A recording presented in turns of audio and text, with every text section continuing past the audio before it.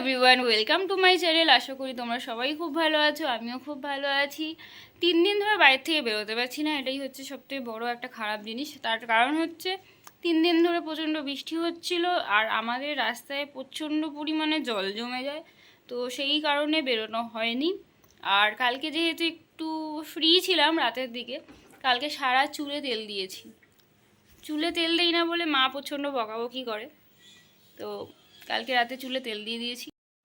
ঘরটার খুব খারাপ অবস্থা হয়ে গেছে, চটপট এটাকে আগে ঠিক করে।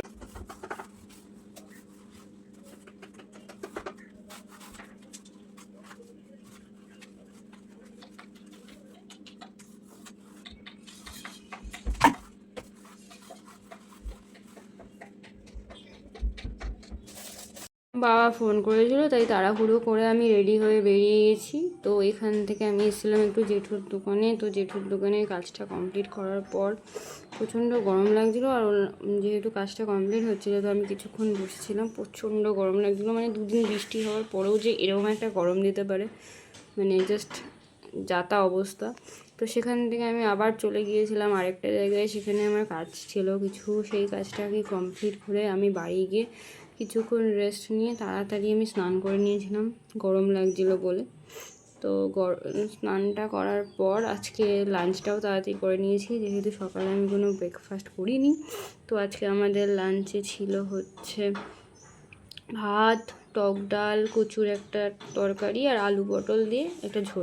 অন্য কাজে বিজি ছিল, তো বাইরে যাবতীয় যা কাপড় জামা শুকিয়ে গিয়েছিল আমি সেইগুলো নিয়ে এসেছিলাম, এবং আমার প্রচণ্ড ঘুম পাচ্ছিল বলে আমি এই জিনিসগুলো ঠিকঠাক করে তাড়াতাড়ি করে আমি শুয়ে পড়েছিলাম। আর ভালো লাগছিল না আজকে, মানে হঠাৎ করেই একটা কীরকম বিচ্ছিরি গরম, তো গরমটা জাস্ট সহ্য হচ্ছিলো না বলে শরীরটাও কীরকম একটা অস্বস্তি লাগছিলো। তাই আমি তাড়াহুড়ো করে এই কাজগুলো কমপ্লিট করে আমি শুয়ে পড়েছিলাম। বিকেলে ঘুমটা জবরদস্ত একটা ঘুম হয়েছে। ঘুম থেকে ওঠার পর খুব কফি খেতে ইচ্ছা করছিলো, তো বাড়িতে জিজ্ঞেস করলাম মাকে, মাও বলছে ঠিক আছে কফিটা তাহলে বানিয়ে ফেল।